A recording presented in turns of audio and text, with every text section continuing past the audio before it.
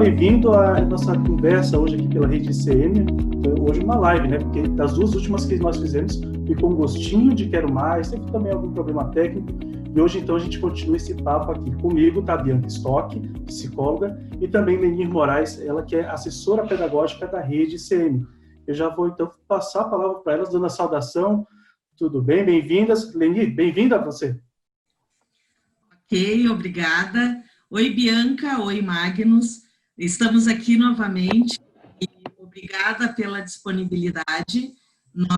Na primeira live que a gente fez com a educação para a educação infantil até o 3º ano, deu tudo certinho. E na segunda live a gente recebeu muitas famílias pedindo, né, um retorno, estava tão boa a fala, né, o que aconteceu. Então, estamos aqui de novo, porque a gente tem feito uma caminhada, são 16 escolas em 4 estados diferentes, e a gente sente que são caminhadas diferentes, mas que as angústias, os medos, as sensações são próximas, né? São muito iguais do que a gente está vivendo neste momento.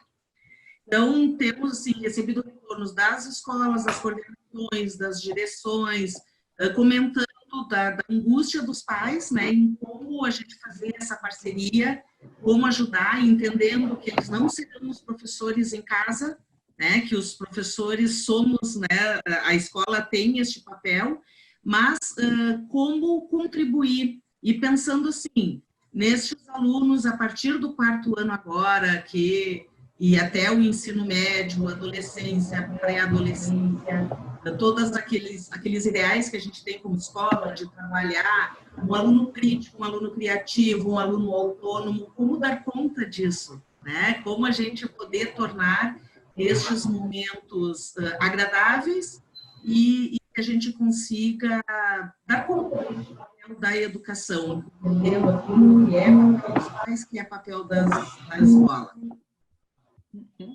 Perfeito. Então, olá, queridos pais, Magnus, Lenir, obrigada, né, pelo convite novamente e confiança da Rede CM por estar compartilhando com as famílias desse momento e algumas questões que são importantes. Como aconteceu na live do Instagram, conversamos por 40 minutos, depois 20 minutos eu fiquei sem áudio, desafiando os pais a fazerem leitura labial. Foi bastante engraçado, né? A gente tem que aprender a rir dessas situações e vicissitudes de estar em casa. E hoje falo com vocês da minha casa novamente, não estou no consultório, então vocês podem ver, tem a cafeteira, a geladeira, a cachorrinha, que daqui a pouco pode fazer um barulho, pode ser que toque a campainha, a gente não tem, né, controle sobre essas situações. Mas é justamente sobre isso que a gente quer falar, né? Sobre esse contexto das atividades em regime domiciliar, dentro de casa, tanto para professores quanto para estudantes. E aprender a lidar com tudo isso, né? Faz parte do processo. Acho que uma das principais ferramentas para a gente poder brincar com isso é rir, né, das situações, e os adolescentes nos ajudam muito a levar o humor como algo sério, para deixar a vida mais leve, para deixar a vida com uma flexibilidade maior. Então, a conversa de hoje, eu não sei se eu vou repetir o que eu falei exatamente na live que fizemos pelo Instagram, porque a ideia é uma conversa, não é uma palestra formatada, sempre igual. Então, a ideia é trazer algumas contribuições, algumas coisas novas que apareceram nessa semana também. Então, não é uma continuidade daquela conversa, a gente vai trazer pontos que já foram falados, mas que a gente possa ter esse tempo adequado, com início, meio e fim, para as famílias poderem desfrutar também dessas reflexões, fazer um chimarrão para quem é do Sul, e assistirem juntos, conversarem com os filhos também, né? Acho que isso é importante. Então, como eu comecei na outra conversa, eu vou retomar agora, nesse tempo tão singular e tão desafiador social que nós estamos.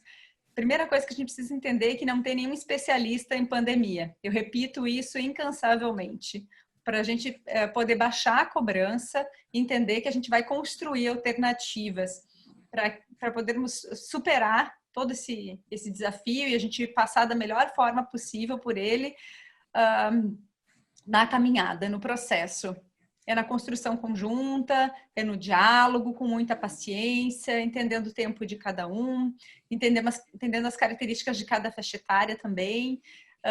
Não dá para a gente exigir perfeição e nenhuma fórmula anterior. Então, pensando nesse desafio de famílias e escolas juntas, como laço social, né, como algo que possa nos unir, para nos fortalecer e não nos enfraquecer nesse momento, e garantir que as crianças e adolescentes aprendam muitas coisas importantes e significativas, né, nessa caminhada, é que a gente está aqui conversando hoje. A pandemia, ela chegou. Quem imaginar que lá em janeiro, quando muitos de nós estávamos de férias, que 18 a 19 de março estaríamos entrando em casa para sair, sabe-se lá quando, porque as previsões mudam, né, a cada semana, em função de um vírus que veio da China e que a gente precisa agora, cada um estar dentro da sua casa, como solidariedade, como um grande desafio de senso de comunidade global para proteger as pessoas mais vulneráveis, dentro de tantas vulnerabilidades, seja da idade, de comorbidades de saúde, de situações, né, vulnerabilidades de desigualdade social e todas essas que possam vir. Então, ninguém imaginava isso. Por que eu estou falando dessa maneira? Porque em 1º de março, em 10 de março, ninguém perguntou para a gente, tá tudo bem financeiramente aí na tua casa? Vocês estão num bom momento do casamento?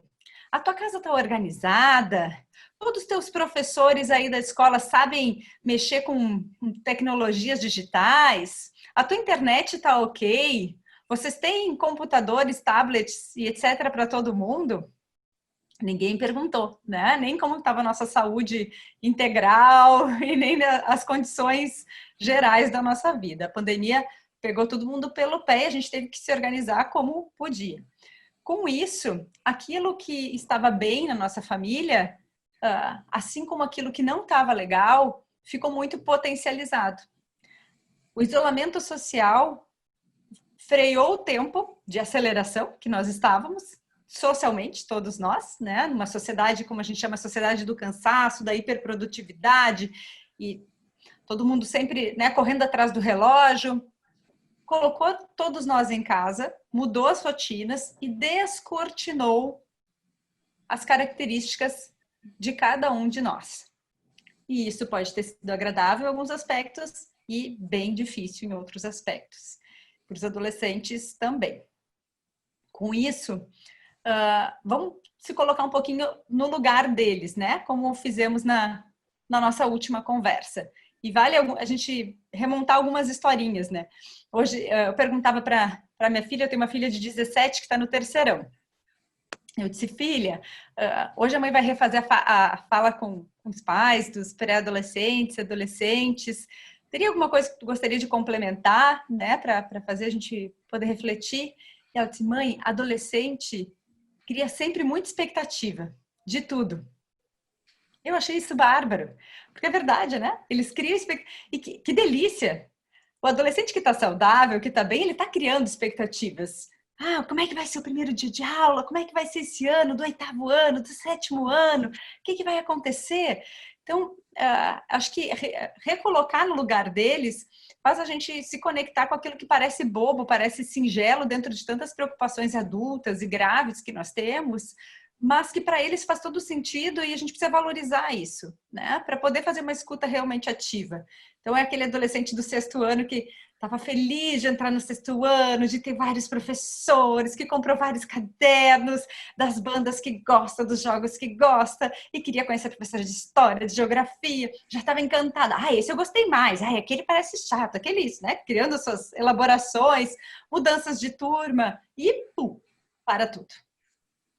Todos os ensaios de sexualidade que são tão importantes nessa faixa etária, que a gente precisa acompanhar e ao mesmo tempo que dá espaço para eles viverem o que é próprio da faixa etária, mas nesse ambiente escolar que acolhe, que orienta, que promove um ambiente seguro para viver aquilo que é da faixa etária também, né?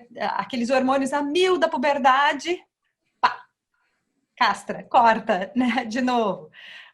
Contando um pouquinho aqui de casa, mas imagino que é a realidade de vários pais.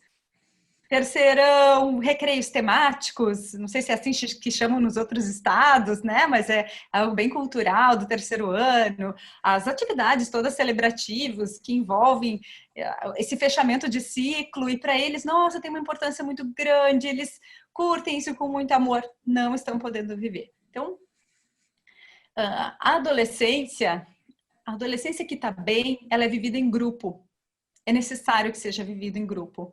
É um momento que a gente, lá pelo 4º, 5º ano, já começa isso, depois vai ficando cada vez mais forte. Não basta só a aceitação dos pais, né? A gente precisa da aceitação também dos pares, a gente precisa da aceitação do nosso grupo, da própria faixa etária. A interação social, ela é um grande ensaio de interação social para além dos parâmetros familiares, em que eles são desafiados a tomar decisões todo o tempo, e decisões que envolvem mais risco, inclusive, e colocar os valores familiares à prova, né? Por isso que gera tanta angústia nos pais. Então, será que o meu filho, quando não estiver na presença do pai e da mãe, vai conseguir fazer boas escolhas para ele? Como assim? Em relação ao álcool, em relação a drogas, em relação à sexualidade, em relação a situações de risco, por exemplo, pegar carona com alguém que está alcoolizado ou não, né? Mentiras que fazem parte da faixa etária também. Então, tudo isso, nesse grande ensaio da adolescência, envolve muita ansiedade, muita expectativa deles e dos pais. Até pode falsamente parecer para os pais, até melhor que estão em casa, né? Não se expõem tanto. Mas isso é um prejuízo. Depois eles vão ter que correr atrás, né, desse tempo. Porque o que a gente não vive na faixa etária que é para ser vivida, depois às vezes pode ser o trabalho de uma vida inteira.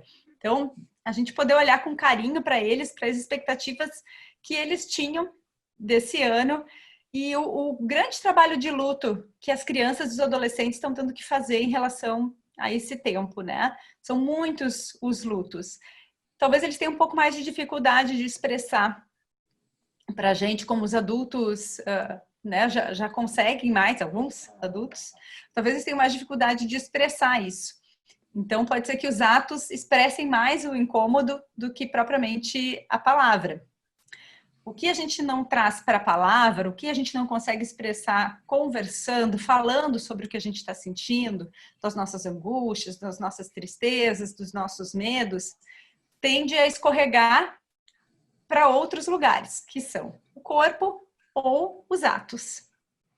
Como é que o corpo vai falar que alguma coisa não está bem? Tem gastrite, perde cabelo, alergias, baixa imunidade, né?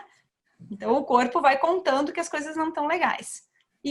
Ou os atos. E isso, crianças e adolescentes são ótimos, né? Algo que já é próprio da explosão de hormônios da faixa etária e que faz mudanças de humor bem importante, mas se intensificam os movimentos de irritação, de brabeza, se intensificam a falta de paciência, às vezes as respostas mais duras, ou aquela tristeza, aquele choro que não tem fim, né? Parece que o mundo terminou. Então, os atos também vão falando isso, a preguiça, né, a raiva. Então, a gente pode entender que são manifestações normais e esperadas dentro desse tempo, mas que nem por isso não precisam de cuidado, não precisam de acolhimento, né? Só que não foram só os adolescentes, né, que começaram a sentir e a sofrer com tudo isso. Os pais, os professores também. Então, o que aconteceu em muitas escolas no início? E a Leni pode complementar e nos trazer como é que tu percebeu esse movimento, né? Começou o isolamento, o que a gente faz?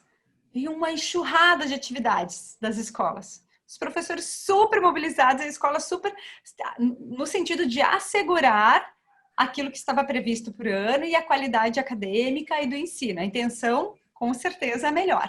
Mas nessa ânsia de sustentar os processos, era um monte de atividades, cobranças de prazos e transposições de aulas, professores muito estressados, estudantes estressados, daqui a pouco se deu conta que, opa, não vai dar para ser por aí. A gente vai ter que mudar a estratégia porque as pessoas não estão ficando bem com desse jeito, né? Então, diminui a cobrança de tempos, diminui a cobrança de atividades, reorganiza as aulas virtuais de uma outra maneira. E é isso mesmo. As famílias vieram com muita força no início, né? Muitas cobranças. Como assim que a escola não sabe como vai fazer estudos domiciliares? Gente, ninguém nunca fez desse formato com tanto tempo. A gente vai ter que experimentar as estratégias.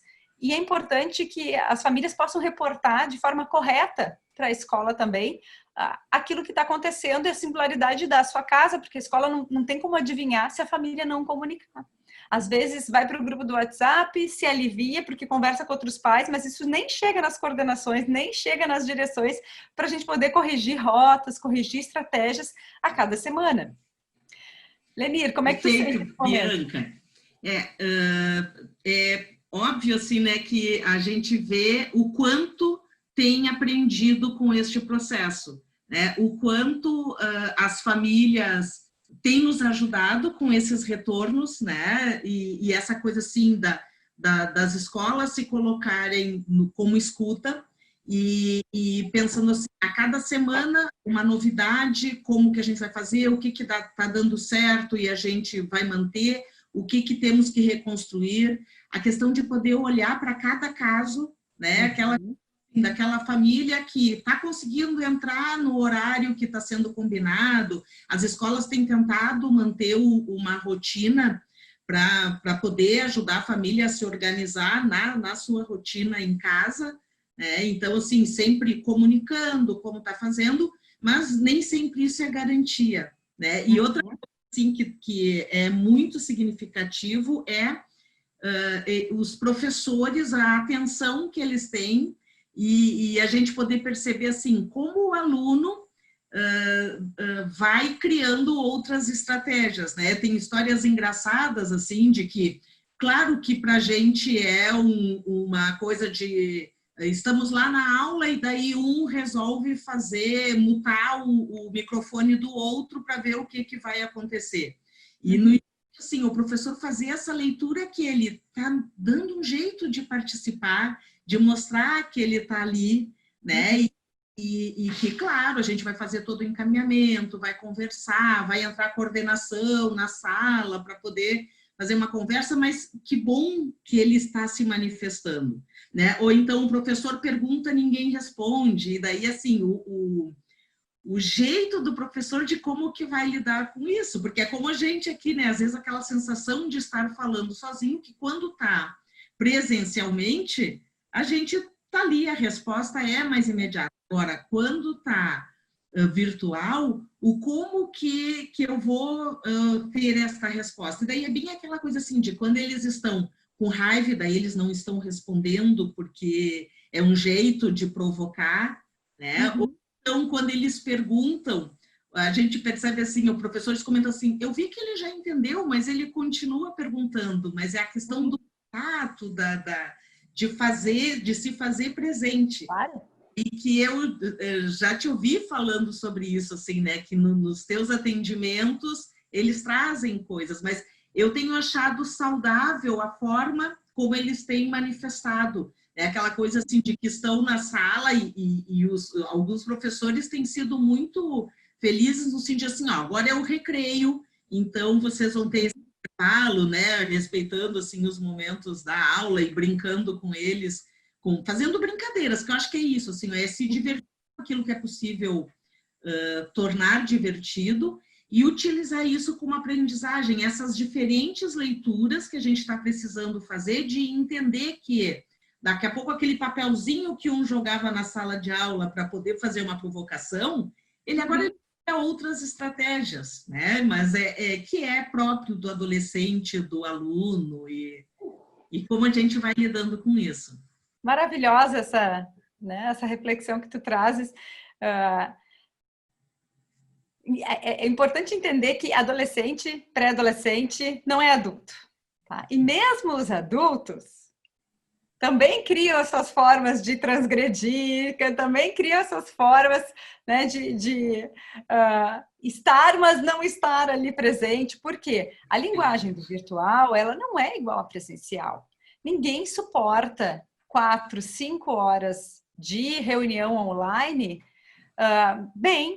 Isso traz prejuízos. A gente tanto estuda e tem tantas pesquisas falando do tempo de exposição a telas de crianças e adolescentes, e o quanto isso aumenta a intolerância à frustração, a irritabilidade. É claro que isso ficou flexibilizado nesse momento, mas a gente precisa entender isso com seriedade na conversa com o pessoal do Google for Education, né? A gente foi linda a conversa, porque o que eles vão nos explicando? A linguagem do virtual, ela é pocket. Aquilo que a gente faria em 4 horas, a gente faz em 40 minutos. Tu joga a interação, volta o exercício, né? Então, é entender que aquela transposição do presencial para o virtual não é ipsis literis. A gente vai ter que construir essas estratégias no processo. E o que funciona para o estudante não necessariamente vai funcionar para outro. Então, é acreditar nessas devolutivas e nessa caminhada mesmo. Transgredir faz parte da adolescência. É importante que faça parte. É importante que o adolescente faça os testes de realidade, como a gente chama, e os testes de valores. O adolescente excessivamente passivo não está legal.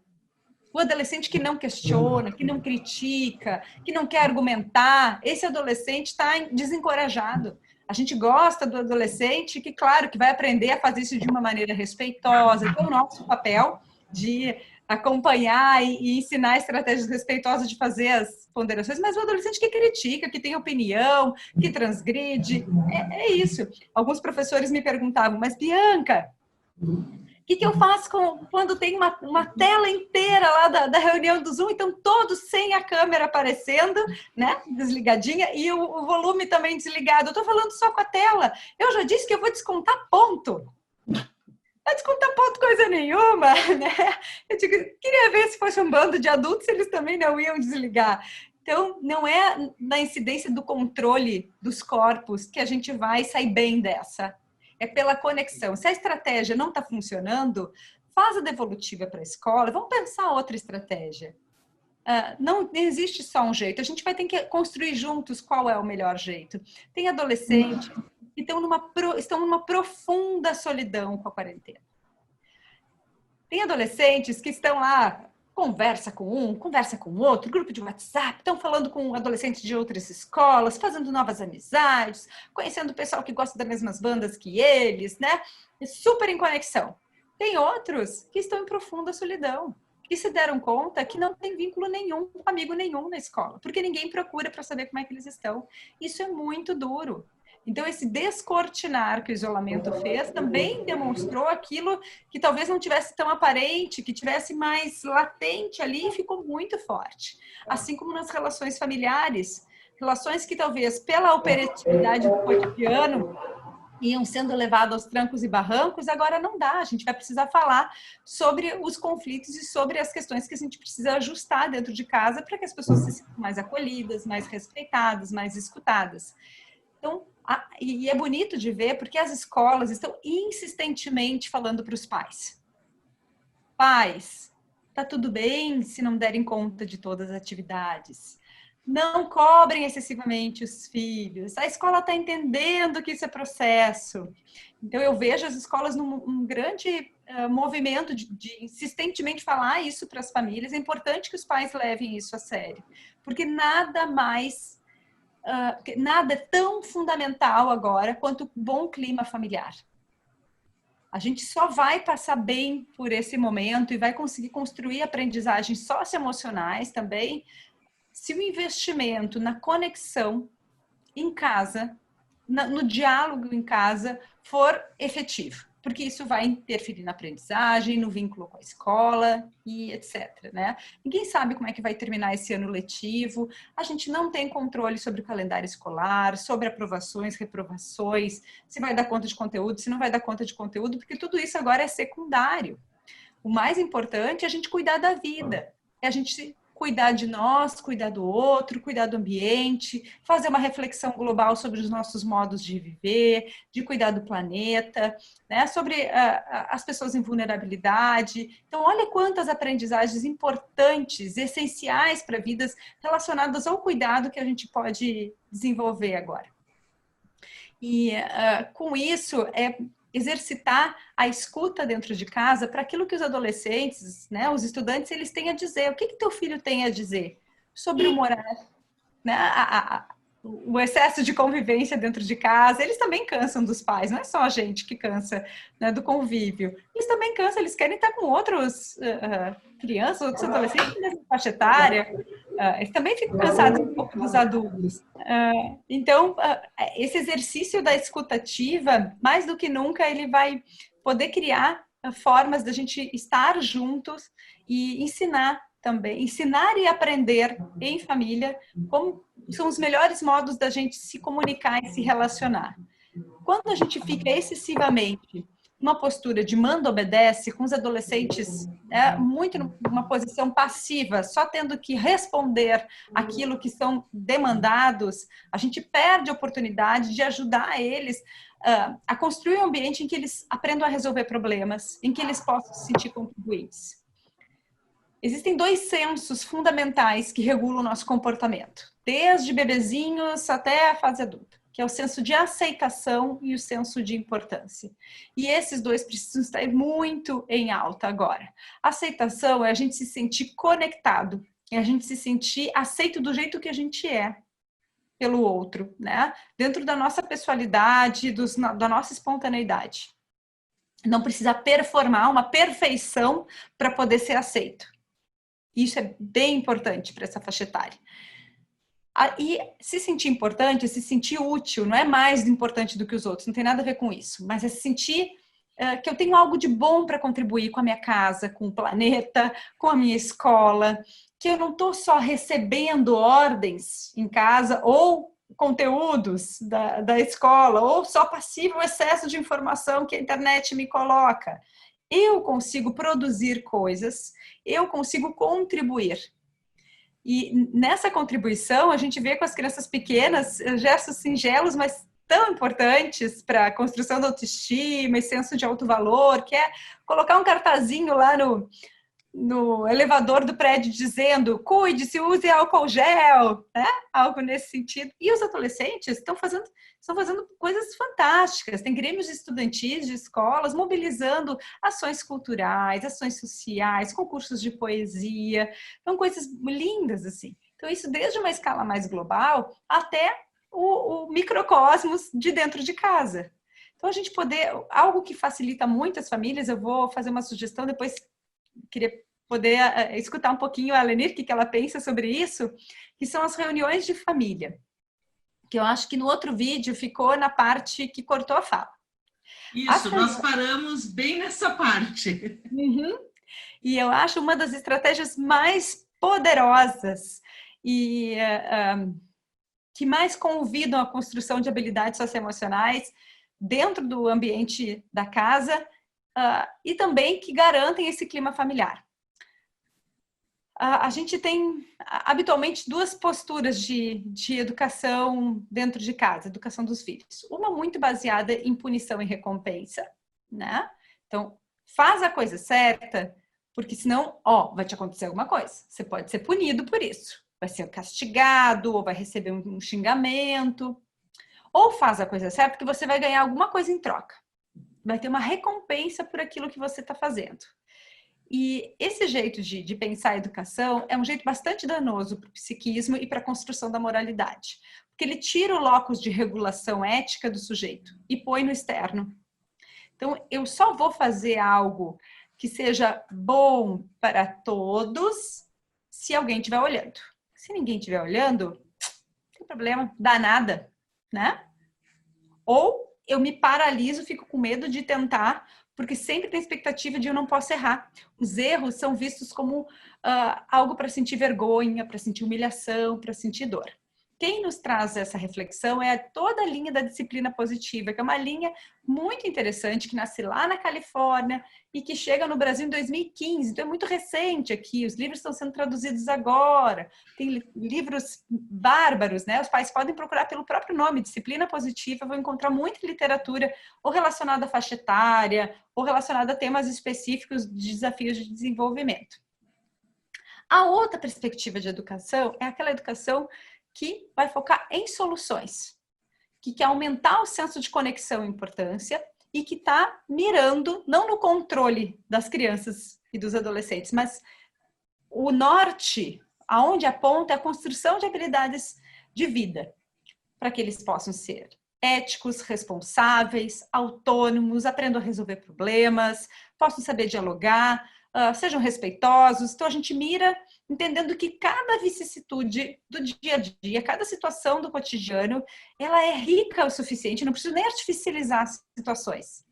Ela já é rica o suficiente para a gente exercitar a frustração e exercitar como que a gente cria soluções para os problemas, né? Ao invés de ficar tentando achar culpados, a gente foca na solução. Como é que entram as reuniões de família como estratégia da disciplina positiva? Uma vez por semana, escolhe um momento com a tua família. E não é para durar mais do que 20, 30 minutos. Já é mais do que suficiente. E resumindo tudo que envolve esse momento tão potente que as escolas já fazem com assembleias escolares, reuniões de classe, né? As escolas já têm uma longa trajetória de escuta dos estudantes, mas a gente precisa trazer isso para dentro de casa também. Para 30 minutos ali com a tua família, com todos os membros da família, a partir dos 4 aninhos eles já podem participar, e a gente divide em 3 momentos, tá? Primeiro momento, um momento de reconhecimento, de expressar gratidão, de poder dizer muito obrigada, foi importante o que você fez por mim nessa semana. Cada membro da família explicitar para o outro alguma coisa do singelo do cotidiano e que quer agradecer. Foi o sanduíche que você fez para mim quando eu estava estudando, foi você me ajudou com a roupa, enfim, o que for, né? Ou um beijo, um carinho, mas a gente reforça, a gente deixa marcado o reconhecimento por aquilo que nos ajuda na semana. Os adolescentes amam esse momento. Eles esperam as reuniões de família, porque adolescente, por si só, já dá muito motivo para ser criticado, né? No dia a dia e para ser chamado a atenção. Então, às vezes a gente passa 2 semanas sem reforçar nada de interessante que eles fizeram, sem reconhecer nada de uma postura legal deles. E eles vão sentindo isso e o senso de alto valor vai diminuindo aí, mesmo que não dá vontade de ajudar, mesmo que não dá vontade de se engajar nas atividades escolares e participar das atividades domésticas. Então, o primeiro momento da reunião de família é esse momento de reconhecimento. E todos com todos. O segundo momento é esse de focar em solução. Vou dar um exemplo muito simples. A gente tem um problema aqui em casa da louça. A louça está ficando da noite e a gente não está conseguindo resolver. Quando a gente senta em família, a gente não vai dizer você não lava a louça, porque você é preguiçoso, porque você não faz, porque você não tem iniciativa.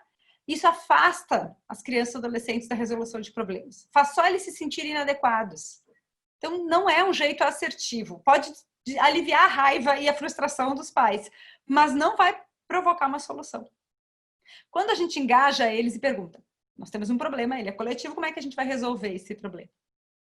Põe na mesa o problema e a gente acolhe as soluções, testa soluções por um tempo determinado, até uma próxima reunião de família, que a gente recomenda sempre que sejam semanais, né?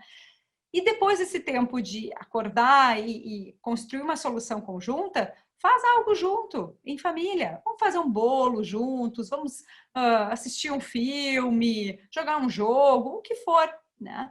Com o tempo, as reuniões de família, elas vão se incorporando no dia a dia. E a gente vai aprendendo a ficar menos resmunguento como adulto, menos queixoso dos filhos e mais propositivos também, no sentido de entender, né, como cada um vai ocupando esse espaço da casa, como cada um vai se sentindo acolhido no espaço da casa, porque se eu sou envolvido nas soluções, eu tenho vontade de cuidar, eu tenho vontade de participar, eu não fico só, não fica só o outro mostrando para mim aquilo que eu não consigo, aquilo que eu não faço.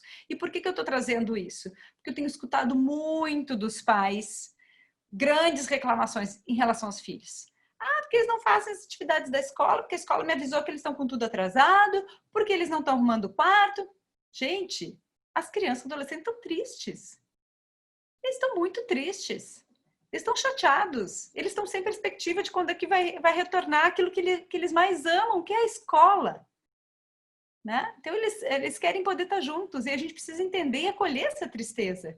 É claro que os pais também, muitos estão sobrecarregados com home office e outras situações, preocupações financeiras importantes, né? E de saúde, e, bom, toda a singularidade. Mas se a gente não fizer o exercício de experimentar um pouquinho o sapato do outro, vai ficar mais difícil. Então, o momento agora não é a incidência no controle. O momento agora convida a gente a cuidar de si, cuidar do outro e focar em soluções, né? Exercitar a escuta e cuidar do outro. E isso também se refere à relação famílias e escola. Se a gente entra como pais numa lógica de cobrando da escola excessivamente o que a escola tem que fazer, porque eu estou pagando a mensalidade, porque, né, tem que dar conta do conteúdo. Ei, para tudo. É uma pandemia apocalíptica mundial que parou o mundo inteiro. Então, agora, o que a gente precisa exercitar é o senso de comunidade e cuidar para que essa escola se mantenha viva, se mantenha bem, porque a gente vai voltar. E a gente quer que a escola acolha de braços abertos as famílias, os estudantes. E, então, a gente precisa apoiar essa escola também, assim como as escolas também estão apoiando as famílias para que elas possam se organizar e estar bem dentro dos seus espaços íntimos, né? Falei muito, né, Lenir? Eu sou tagarela. Deixa eu pegar teu gancho. É que é bem isso, assim, a gente quando, conversando com as escolas, a gente percebia, assim, uma preocupação de como a gente dizer para as famílias que a gente sentia, sabia que estava difícil, entendia que ninguém tinha fórmula, né, e não temos, que é um dia de cada vez. Então, a gente pensou assim, como fazer um carinho, essa dimensão do cuidado, além daquela coisa assim de que a gente estava atendendo as famílias que vinham, né, colocando essas questões, mas como poder dizer assim de que a gente também não sabe como, mas a gente está tentando, a gente está parceiro, né? E aí a tua escolha, assim, pensar assim, por que a Bianca, né? Que já tinha estado, assim, agora em março mesmo, esteve em uma de nossas escolas e foi muito significativo. Então, essa era a ideia, assim, era mostrar que a gente está vivendo diferentes momentos, a gente, a cada dia chegam novas surpresas, mas de que estamos juntos, né? E que a gente quer fazer essa caminhada do melhor jeito possível e poder que estamos preocupados, estamos lendo bastante, ouvindo bastante, a coisa assim de estar buscando jeitos de humanizar tudo, né? E poder sair mais forte, sair bem dessa situação. Então, acho que assim, a tua fala foi muito significativa nesse sentido, né? De trazer muitas coisas que diz do nosso jeito de pensar como é que é a educação. E esse recadinho, assim, a gente sabe que tem um dia que vai estar melhor, tem outro dia que não vai estar tão bem, né? E que professores, escola, pais, alunos, estamos todos juntos e queremos manter forte este laço. Então, essa era a ideia, assim, acho que o carinho e o cuidado, como colocaste as questões, assim, tenho certeza que vai ajudar bastante a gente poder se fortalecer. Essa é a intenção. É o que a gente espera, com certeza, né? Minha expectativa também é que a gente possa se acarinhar, se cuidar juntos e criar, se fortalecer e não se fragilizar em um momento que já convoca tanta fragilidade. Eu não sei quando os pais vão escutar essa conversa, né? Porque vai ficar gravada, são momentos diferentes. Mas eu queria encerrar com a gente podendo entender os movimentos de inconsciente coletivo e sociais. Começou, né? Eu acho fundamental entender isso. Começou com todo mundo muito agitado, um pouco irritado, né? Uma euforia. As crianças e os adolescentes entendendo, será que vai ser férias? É 2 semanas, a gente volta, né? Então, umas férias em casa. um monte de memes nos WhatsApps, um monte de brincadeira. Daqui a pouco começou um pouco mais, algo mais afetivo, muitas lives de artistas falando de música, os vídeos dos italianos tocando de uma janela para outra, né? E a gente se emocionando. Começaram a aumentar os números de mortos, começaram lockdowns em algumas cidades, a gente começou a se assustar, entendendo que a situação é mais grave.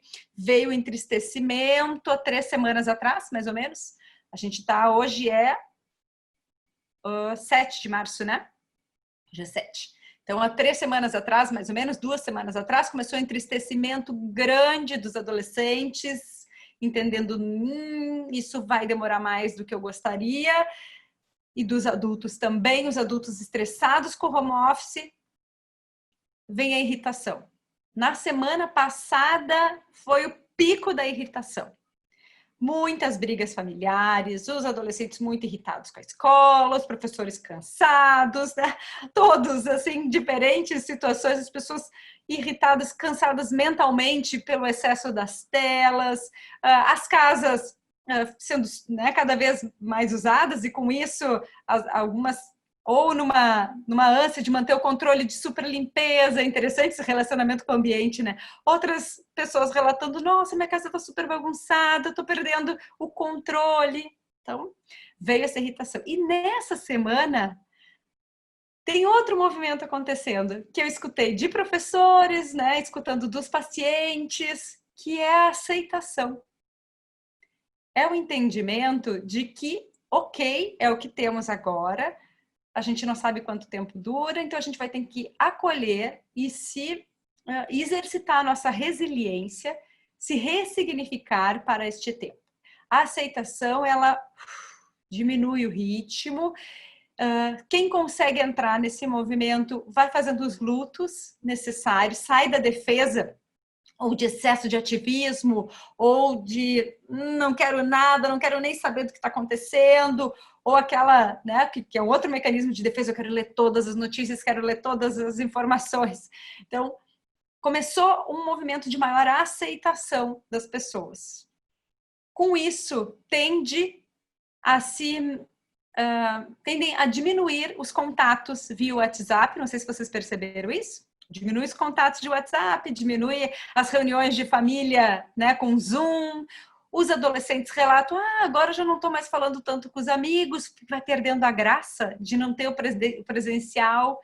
Então agora é o momento da gente olhar com muito cuidado para as crianças e adolescentes, muito cuidado, e entender quem está realmente precisando de uma ajuda especializada, e não é o momento de ser onipotente, não é o momento de dizer eu carrego o mundo nas costas, tanto das crianças e adolescentes quanto dos pais. Então, se a gente vai ter que estender um pouco mais isso para que a gente possa garantir a saúde integral de todos e retornar quando for seguro retornar, né? E isso quem decide não são as escolas, quem vai decidir isso são os técnicos de saúde. Então, a gente respeita o que, né, todas as recomendações de governo, as escolas vão respeitar esse movimento, então, que às vezes tem uma cobrança, parece que é a escola que não quer abrir, né?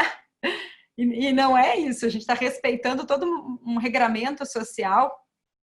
Então, é o momento de estar muito atento para quem está do teu ladinho, para quem está na tua casa, e perceber quem é que está conseguindo recriar o cotidiano, reinventar coisas que gosta de fazer, vai cuidar das suas plantas, vai investir na leitura de literatura, né? Vai cuidar do seu corpo, da sua alimentação, reorganizar a casa. Tem muitos jeitos de poder investir naquilo que vai dando sentido para o cotidiano.